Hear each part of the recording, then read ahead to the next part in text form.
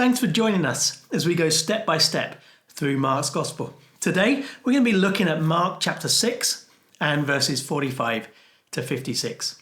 If you're watching the video, there's a link in the description that takes you to an online Bible. Just click it and you can follow along as we work through the passage together.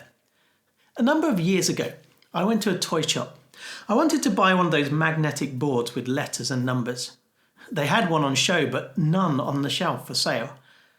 I asked the shop assistant if there was any in storage. No, they said. And they went on to tell me that they weren't going to sell them anymore.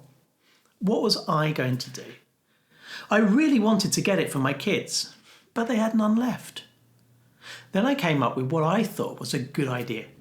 I asked if I could buy the one on show. I mean, if they weren't going to sell it anymore, why would they need it? The reply is one I remember. Oh no, I can't do that. I don't have the authority.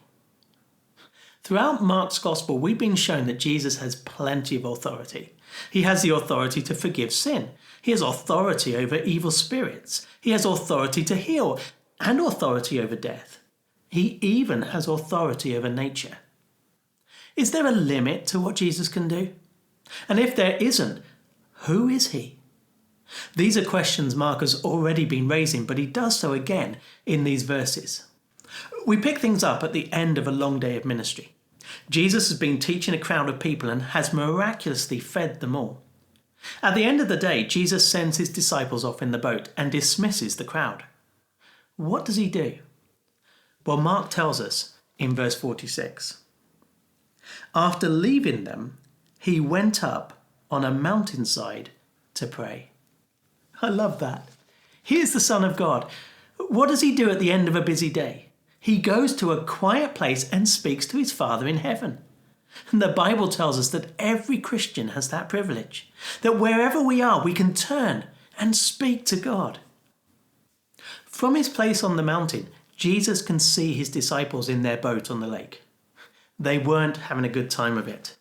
Verse 48 tells us they were straining at the oars because the wind was against them.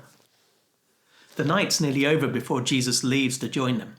How's he going to get there? Is there another boat? Will he walk around the shore? No. In an incredibly matter-of-fact way, Mark tells us about one of the most extraordinary acts that Jesus did. Shortly before dawn, he went out to them, walking on the lake. What? Did I read that right? Walking on the lake.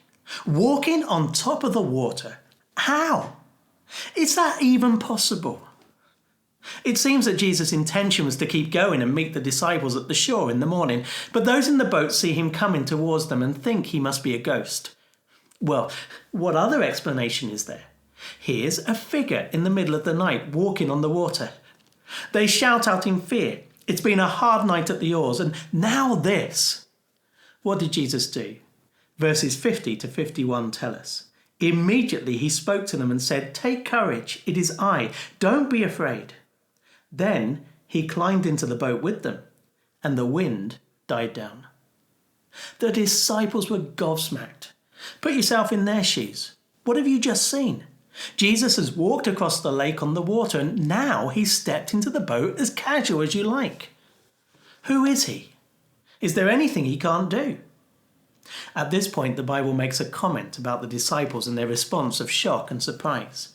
It tells us in verses 51 to 52, they were completely amazed, for they had not understood about the loaves.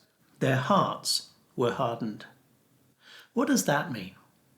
In one sense, the disciples are right to be amazed. Jesus has just done something incredible and they should be in awe of who he is. Yet should they be surprised? Jesus had already shown that he has authority over the natural world. He calmed a storm on that very lake. The disciples had been there and seen it. The day before, he fed 5,000 plus people from a small packed lunch. The disciples had experienced that. Jesus walking on the water, while certainly out of the ordinary, shouldn't have been a surprise. So why was it? Because they hadn't figured it out yet. They hadn't put together the evidence and come to the only logical conclusion.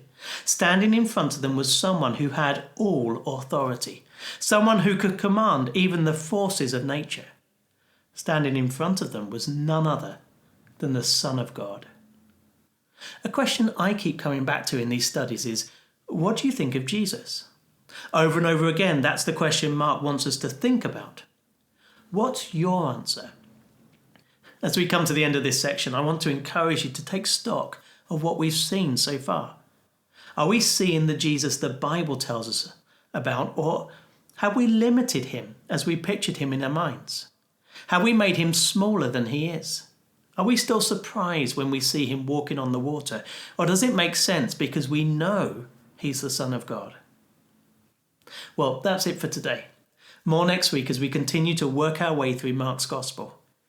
Remember to subscribe to our YouTube channel, the Apple or Spotify podcast, or like our Facebook page to be notified when it comes out. Hopefully, see you next time.